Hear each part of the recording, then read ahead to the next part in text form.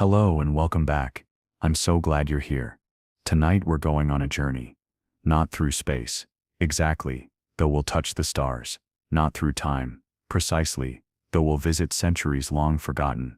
Tonight we're traveling to a place that exists both everywhere and nowhere at once.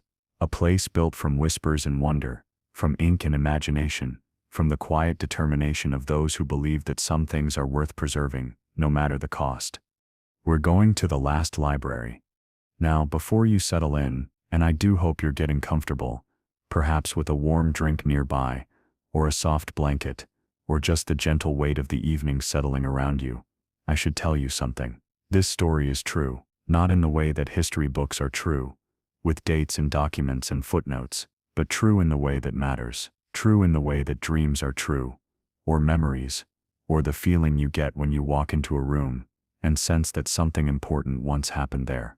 The last library exists. Or, it existed. Or, it will exist. Time gets a bit complicated when you're dealing with books. You see, stories have a way of slipping between the cracks of chronology, of living in multiple moments at once. A book written 1,000 years ago can feel as fresh as this morning's thoughts, and a story that hasn't been written yet might already be echoing in your mind. But I'm getting ahead of myself.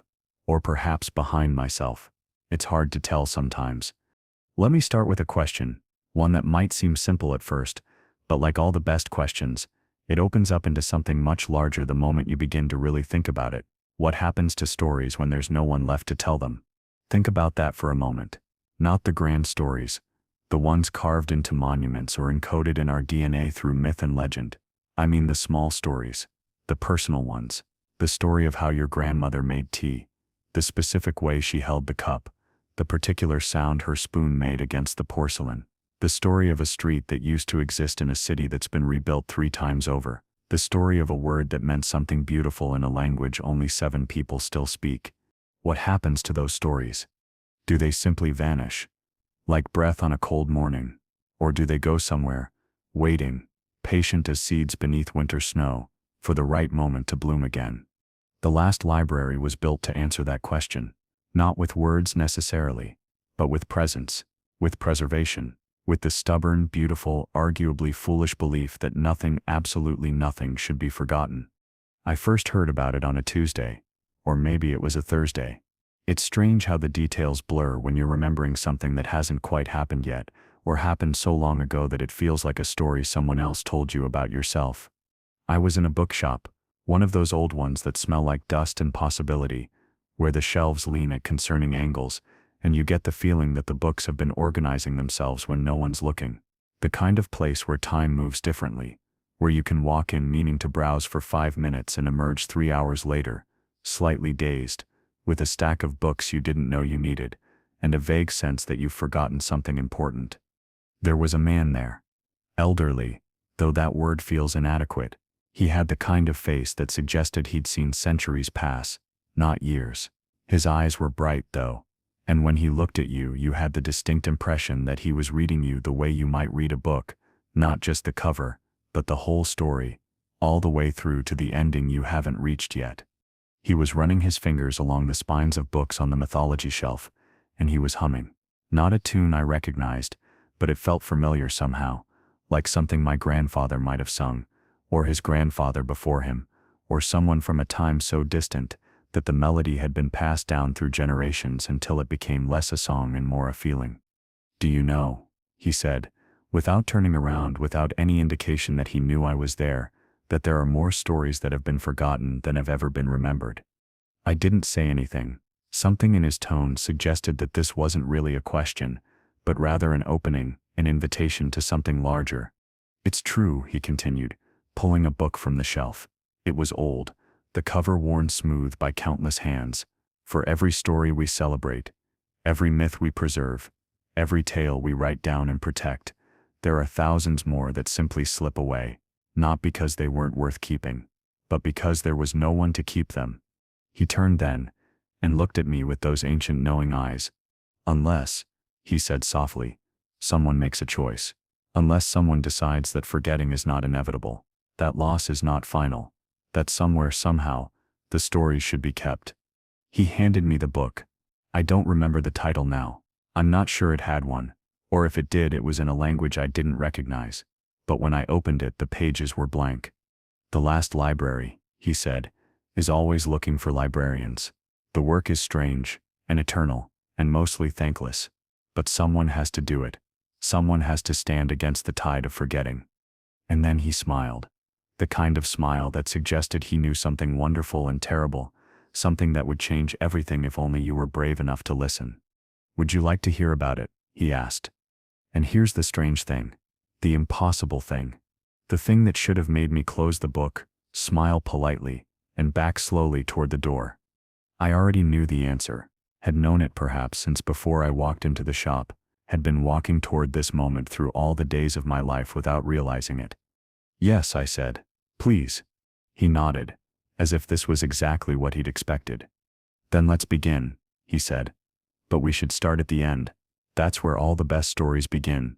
After all, with what comes after everything else has ended, with what remains when all else has fallen away, with the last page, the final word, the moment when the reader closes the cover and sits in silence, wondering what they've just experienced. He gestured to a chair that I was certain hadn't been there a moment before.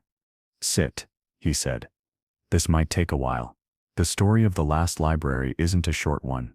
It spans worlds and centuries, beginning and endings, the space between stars and the gaps between heartbeats. It's a story about memory and loss, about preservation and letting go, about the impossible weight of trying to save everything when you know you can't save anything at all. I sat, and he began to speak. And as he did, the bookshop around us seemed to fade, or perhaps to expand, the walls stretching away into impossible distances, the ceiling rising higher and higher, until it wasn't a ceiling at all, but a sky filled with stars that looked suspiciously like words, like letters, like all the stories ever told arranged into constellations overhead. The last library, he said, his voice soft as turning pages, was built in the twilight years of a civilization that knew it was ending. Not ending suddenly, with fire or flood, but ending the way most things end, slowly, gently, with a kind of tired grace. They were a people who had lasted 10,000 years, who had built wonders that would make your mightiest monuments look like children's blocks, who had mapped every atom of their world and learned to speak the language of stars. But they were ending. The star their world circled was dying, cooling, pulling its warmth back into itself like a miser hoarding gold, and they could not stop it. They had tried everything, every innovation, every desperate technological miracle, but some things, they learned, cannot be prevented. Some endings are written into the very fabric of the universe, inscribed in the slow decay of atoms, the inevitable march of entropy. So they made a choice. They would preserve, they would remember, they would build a library that would outlast their sun, their world, their entire civilization. A library that would hold not just books but everything, every story ever told, every song ever sung, every life ever lived. They would encode it all, preserve it all, and send it out into the cosmos like a message in a bottle, hoping that someone, somewhere, sometime would find it. And they did. They built the last library on an asteroid, far from their dying world, in a place where the cold of space would preserve it forever. They spent their final century filling it, every member of their civilization contributing something, a memory, a story, a moment, the shape of their grandmother's hands, the taste of fruit from a tree that no longer existed, the sound of rain on a roof, the feeling of falling in love for the first time, everything. And when their sun finally guttered out, when their world grew cold and still, when the last of their people closed their eyes for the final time, the last library remained, silent, dark, waiting. Waiting for someone to find it, waiting for someone to open its doors, waiting for someone to read. The old man paused, and in the silence, I could hear something, a sound like pages turning, like whispers in a vast space, like the breathing of something immense and patient. But here's the thing about the last library, he said, leaning forward, his eyes bright with something that might have been sadness or joy or both at once. It doesn't stay in one place. It doesn't exist in one time. Because stories, real stories, don't obey the laws of physics. They move, they drift, they appear where they're needed. When they're needed, to whoever is ready to receive them. The last library has been found by hundreds of civilizations across millions of years. Each time it's the same but different. Each time it holds what the finder needs to find. Each time it offers a choice. Do you want to remember? Do you want to preserve? Do you want to stand against the inevitable tide of forgetting? And each time someone says yes, someone becomes a librarian. Someone takes on the impossible, beautiful, heartbreaking work of keeping the stories alive. He looked at me then, really looked at me, and I felt something shift. The bookshop, the world outside, my entire life up to that moment, it all seemed suddenly thin, like a stage set, like a story someone was telling about someone else. So, he said quietly, are you ready to hear the rest? Are you ready to learn what it means to be a librarian? Are you ready to discover that the book you're holding, that blank book, is waiting for you to fill it with everything you've ever known, ever felt, ever been? I looked down at the book in my hands. It was still blank, but as I watched, words began to appear on the first page, not words I was writing, but words that had always been there, waiting for me to be ready to see them. They said, every story begins with an ending. This is yours. And beneath that, in smaller letters, turn the page. I looked up at the old man. He was smiling.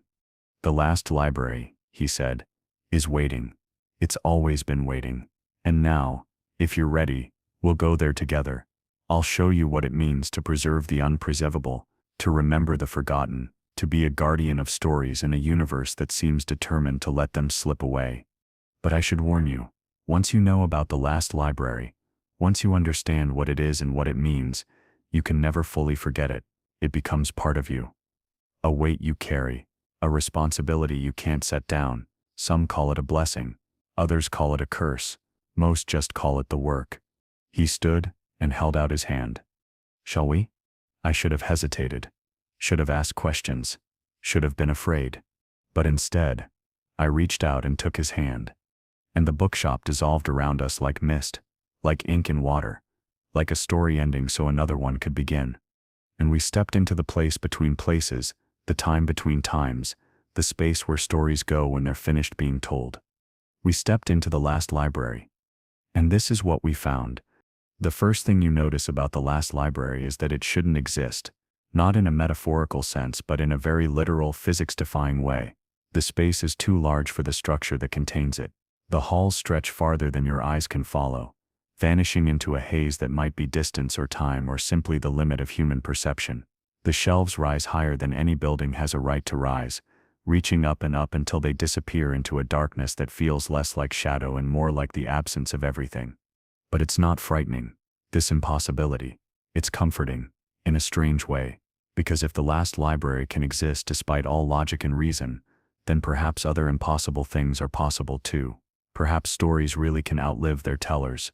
Perhaps memory really can defeat entropy. Perhaps in the end, love and attention and care really can preserve what matters against the grinding indifference of the universe. The old man, I realize I never learned his name, or perhaps he never told me, or perhaps names work differently here, led me through corridors that seemed to rearrange themselves as we walked. The books on the shelves were in every language imaginable, and some that weren't. Some were bound in leather, others in metal, others in materials I couldn't identify. Some glowed softly with their own light, others seemed to absorb the light around them, creating pools of shadow that felt strangely inviting. The library reorganizes itself, the old man explained, his voice echoing softly in the vast space, not randomly, but according to a logic we don't quite understand. The books you need to find always seem to be within reach. The books you're not ready for remain hidden, no matter how hard you search. It's as if the library itself is sentient, or at least aware, as if it knows what each visitor needs. We walked in silence for a while, and I found myself studying the spines of the books we passed. Some had titles in languages I recognized. Others were in scripts that seemed to shift and change as I looked at them, the letters rearranging themselves like they were trying different combinations, searching for the one that would make sense to me. How long has this place been here? I asked eventually. The old man smiled. An excellent question with no satisfying answer. The last library was built, as I told you, in the final days of a dying civilization. But when was that? The answer depends on where you're standing in space and time. For them it was their present. For us it might be the distant past or the far future. Time is complicated here. Stories don't obey temporal laws the way matter and energy do. He paused in front of a particularly ancient-looking shelf, running his fingers along the spines with obvious affection. This section, he said, contains the collected oral histories of a people who never developed writing. Their entire culture existed in spoken word, in songs and stories passed from generation to generation. When their civilization fell, conquered by a neighboring empire, their language was forbidden. Within 3 generations, no one spoke it anymore. The stories were lost. But not completely, he added softly. Because someone somewhere remembered. A grandmother teaching her grandchild in secret. A scholar making notes. A dreamer who couldn't let go. And those fragments, those memories, those desperate attempts to hold on to something precious, they found their way here. They were preserved. He pulled a book from the shelf. It was slim, bound in what looked like bark, and when he opened it, the pages seemed to be made of pressed leaves, but the writing was there, careful and clear, in a script I'd never seen before. This, he said, is everything that remains of an entire people's wisdom, their jokes, their love songs, their recipes, their prayers, their fears, everything they knew about the world, distilled into one small volume. He held it out to me, and I took it carefully, reverently, feeling the weight of all that lost life in my hands. Is it enough? I asked quietly. Can one book really preserve an entire civilization? The old man's expression was sad and warm at the same time. No, he said honestly. Of course not. You can't fit an entire world into a single book, but it's something. It's more than nothing. And sometimes, that's all we can hope for. To save something when we can't save everything. To remember what we can, even knowing that most will still be forgotten. He gently took the book back and returned it to its place on the shelf. That's the first lesson of the last library, he said. Perfection is impossible. Complete preservation is impossible. There will always be more stories than we can save, more memories than we can keep. The work is infinite, and we are finite. But that doesn't mean the work isn't worth doing. That doesn't mean we shouldn't try. We continued walking, and I found myself overwhelmed by the sheer scope of what surrounded us. How many books were here? How many stories? How many lives, cultures, worlds compressed into text and preserved in this impossible space? How do you decide what to save? I asked. If you can't save everything, how do you choose? The old man was quiet for a long moment, and when he spoke, his voice was thoughtful. The library chooses mostly. As I said, it has a kind of awareness. It draws to itself the stories that need preserving, the memories that are in danger of being lost. But the librarians, we make choices too. Sometimes we seek out specific stories, sometimes we stumble across them by accident, sometimes a story finds us, rather than the other way around. He glanced at me. You'll develop your own sense of it. With time, you'll learn to feel when a story is dying, when it needs to be recorded before it's too late. It's like a weight in your chest, a pull in your gut, the knowledge that if you don't act now, something precious will be lost forever. And what happens if you don't act? I asked. What happens if you let a story die? He stopped walking and turned to face me fully. His expression was grave. Then it's gone, he said simply. Truly, completely gone. Not just forgotten by the living, but erased from the fabric of existence. There's a difference, you see, between a story that's forgotten but could be remembered, and a story that's truly lost. The first is sleeping, the second is dead, and death, even for stories, is final. We had reached a central chamber, a vast circular space with a domed ceiling that seemed to show the stars. But they weren't the stars of Earth's sky, or any sky I recognized. They were arranged in patterns that suggested constellations from other worlds, other times, other possible universes. In the center of the chamber was a desk, simple wooden, worn smooth by age and use.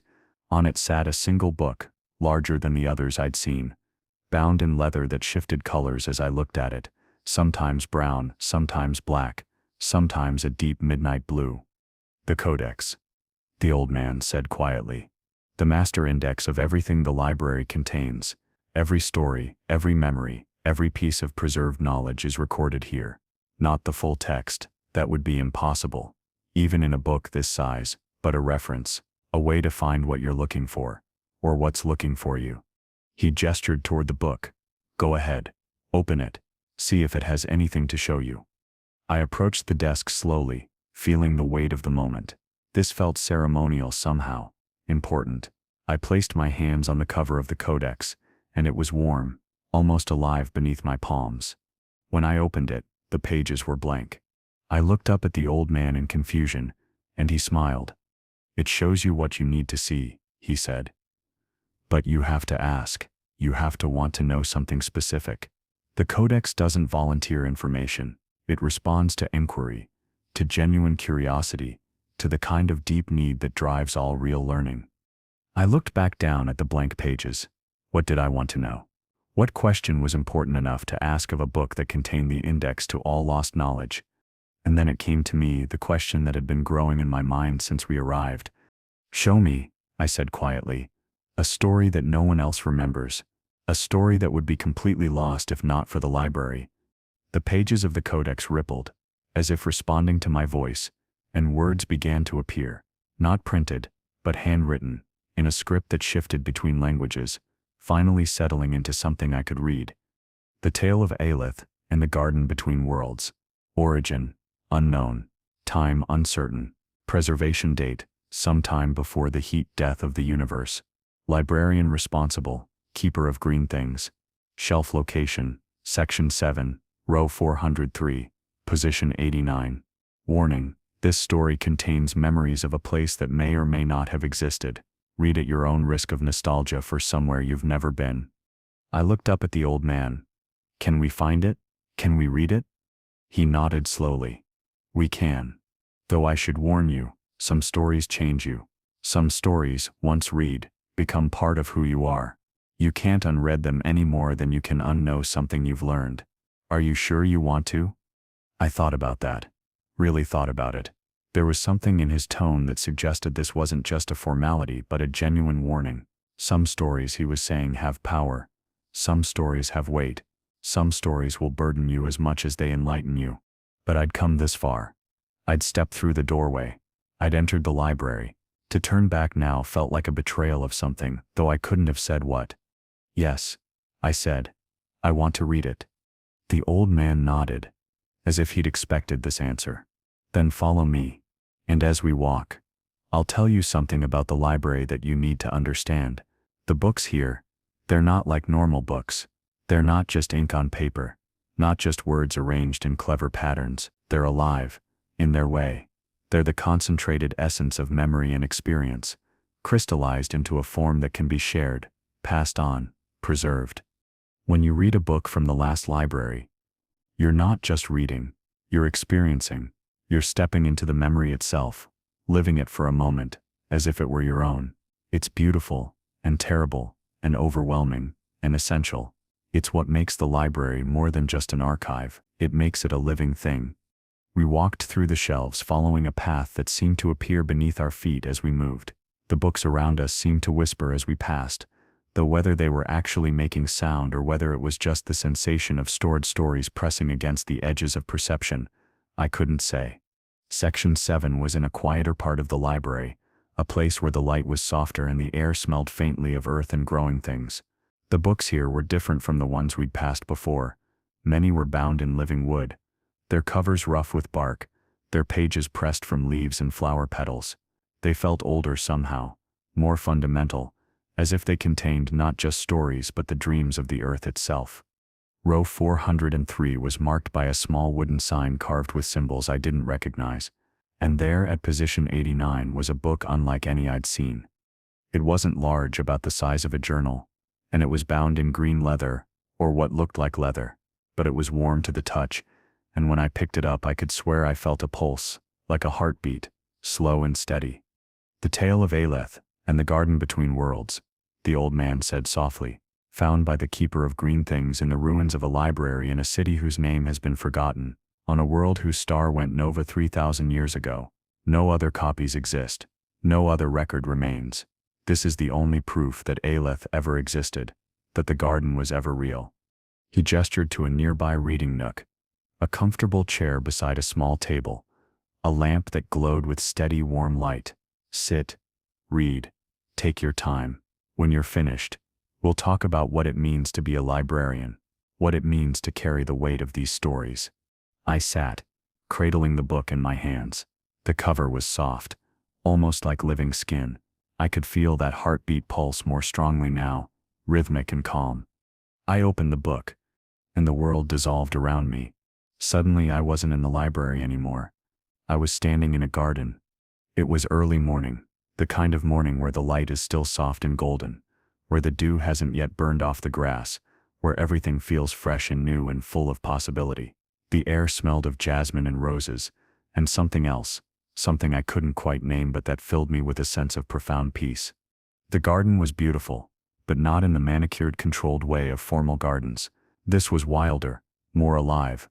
Plants grew in exuberant profusion, vines climbing over arbors, flowers spilling across paths, trees heavy with fruit bending their branches low. There were vegetables growing alongside ornamental plants, herbs mixed with flowers, a joyful chaos that somehow felt perfectly ordered. And in the center of the garden, tending to a bed of plants I didn't recognize, was Aileth. I knew her name without being told, knew her the way you know people in dreams, with instant, complete recognition. She was middle-aged, her hands rough with work, her face lined with years and weather and laughter. She wore simple clothes, stained with earth and plant sap, and her hair was tied back with a piece of vine.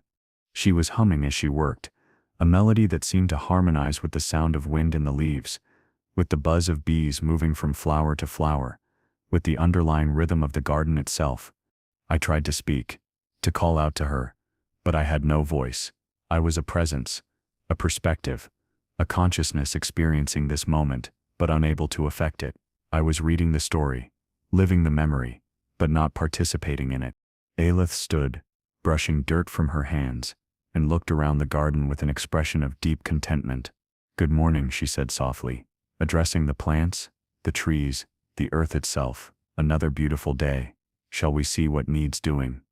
She moved through the garden with practiced ease, checking on seedlings, harvesting ripe vegetables, pruning where necessary, her movements efficient but never hurried. And as she worked, she talked to the plants, yes, but also to something else, something I couldn't quite see but could sense, a presence in the garden that was larger than any one thing, that seemed to encompass the entire space. "The young tomatoes are doing well," she said, gently tying a vine to a support stake. "They'll be ready soon. And the beans, oh, the beans are going mad this year. We'll have enough to share with everyone in the village, and still have plenty to dry for winter." She paused by a rose bush, heavy with blooms, and breathed in deeply. "Beautiful," she murmured. "Thank you for this." Thank you to whom? To what? I couldn't tell. But there was something about the way she said it, with such genuine gratitude, that made it clear she wasn't speaking to the air. The scene shifted, time passing in that fluid way of dreams and stories. It was later in the day now, afternoon, the sun high and warm. Aileth was sitting on a bench beneath a large tree, eating a simple lunch: bread, cheese, tomatoes from the garden. A cup of tea steamed beside her. She wasn't alone. Sitting across from her, sharing the meal, was a young girl, perhaps 12 or 13 years old. The girl was asking questions, rapid fire, curious, eager. "How do you know where to plant things? How do you know what they need? How can you tell when they're happy?" Aileth smiled, patient and warm. "You listen," she said simply. "Every plant has its own language, not words, not sounds, but a way of being. When a plant is thriving, you can feel it. When it's struggling, you can sense that too. It's not magic, it's just attention, care, spending enough time with something that you learn to understand it." "But how long does that take?" the girl asked. "A lifetime," Aileth said. "And it's never finished. There's always more to learn, always more to understand. That's the joy of it. The garden is always teaching me something new." The girl looked around at the abundant growth surrounding them. "Do you ever wish you'd done something else? Something more important?" Aileth raised an eyebrow. "More important than feeding people, than creating beauty, than helping things grow? What could be more important than that?" The girl flushed. "I didn't mean, I just meant, something bigger, something that would make you famous, something people would remember." Aileth was quiet for a moment. her expression thoughtful. Fame is a kind of forgetting, she said eventually. When you're famous, people remember your name, but they forget you. They turn you into a story, a legend, something that isn't quite real anymore. I'd rather be forgotten as a person and have the garden remembered. I'd rather the tomatoes thrive after I'm gone than have my name carved on a monument. But don't you want to be remembered? The girl asked quietly. Aileth smiled, sad and gentle. We're all forgotten eventually. That's just the way of things. But the work we do, the love we put into the world, that continues. It transforms. It becomes part of the great weaving. I don't need my name to last. I just need to know that I tended the garden well while I was here. The scene shifted again. It was twilight now. The sky painted in shades of purple and gold. Aileth was older, moving more slowly, her hair completely gray now, her hands gnarled with arthritis, but she was still in the garden, still tending, still working. She was talking again, but this time I realized she was alone. The young girl from before was gone, perhaps grown up and moved away, perhaps visiting less frequently, perhaps as children do, pursuing her own path. I'm getting old, Aileth said conversationally, addressing the garden. I won't be able to do this much longer. My hands hurt in the mornings. My back complains when I bend. My knees have opinions about stairs. She paused, leaning on her hoe, looking around at the thriving abundance surrounding her. But you'll be all right. Gardens outlast their gardeners. That's how it should be. I've taught others. The knowledge will continue. The seeds will be saved. The work will go on. There was no sadness in her voice, just acceptance. Simple, profound acceptance of the way things are. I wonder sometimes, she continued softly, if anyone will remember this place, if anyone will know what it was, what it meant. But I suppose it doesn't matter. The earth will remember. The soil knows the work we did here. That's enough. The scene began to fade, the colors bleeding away like watercolors in rain. I tried to hold on, to see more, to know what happened next, but the story was ending. Aileth was walking slowly toward a small cottage at the edge of the garden, the sunset behind her, and I knew somehow that this was the last time she would make this walk, that tomorrow, or the next day, or the day after that, she would not wake up. She would return to the earth she'd spent her life tending. She would become part of the great cycle she'd served. And the garden would continue without her. And eventually, perhaps, the garden itself would fade. The village would change. The people would move away, or be conquered, or simply drift into history. The plants would go wild, or be cleared away, or be buried under new construction. And eventually, there would be nothing left to show that Aileth had ever existed, that she'd spent her life creating beauty and feeding people, and learning the language of growing things. Nothing except this book. This one small volume. This memory preserved in a library at the edge of everything. I closed the book, my hands trembling slightly, and found myself back in the reading nook. The old man was sitting nearby, waiting patiently. He didn't ask if I was all right, didn't ask what I thought. He just waited, giving me time to return fully from wherever the story had taken me. She was forgotten, I said eventually, my voice rough. Completely forgotten. If not for the library, it would be as if she'd never existed. The old man nodded. Yes. But she did good work. Important work. She was happy. She loved what she did. She taught others. And still, no one remembered. Yes. I felt anger rising in my chest, hot and sharp. That's not fair. She deserved to be remembered. She deserved what we all deserve. The old man interrupted gently. To live a full life. To do meaningful work. To love and be loved. To find purpose. She had those things. The remembering, the fame, the legacy. Those aren't owed to us. Those are accidents of history, matters of chance. Aileth lived well. That's what mattered to her. The remembering was a gift, not a right. I was quiet, processing this. The story had affected me more deeply than I'd expected. I felt the weight of it, the sadness and beauty mixed together, the profound sense of impermanence that underlies all existence. This is what we preserve, the old man said quietly. Not just the great heroes and famous events, not just the kings and conquerors and world changers, but the ordinary lives. The quiet work, the daily practice of care and attention. We preserve the people who would otherwise disappear completely from history, who left no monuments, who sought no fame, who simply lived as well as they could, and then returned to dust. Why? I asked. If they were content to be forgotten, why do we insist on remembering? He smiled. Because forgetting has inertia. Because once we accept that some lives don't matter enough to remember, it becomes easier and easier to decide which other lives are similarly disposable. Because every person contains a universe of experience, of knowledge, of love, and letting that universe wink out of existence without a trace feels like a kind of death we can prevent. Or maybe, he added, his voice very soft now, we do it because someone somewhere should bear witness. Someone should know that Aileth existed, that she tended her garden with love, that she taught others, that she found joy in the work of her hands, not because it will change anything, not because it will save the world or alter history, but simply because it's true, because it happened, because she was real. I looked down at the book in my hands. It was just a book, just paper and ink and binding, but it contained a life, a world, a way of being that would otherwise be entirely lost, and there were thousands more like it in the library. Millions, perhaps. Each one a preserved moment, a saved memory, a life that mattered even if no one else remembered it.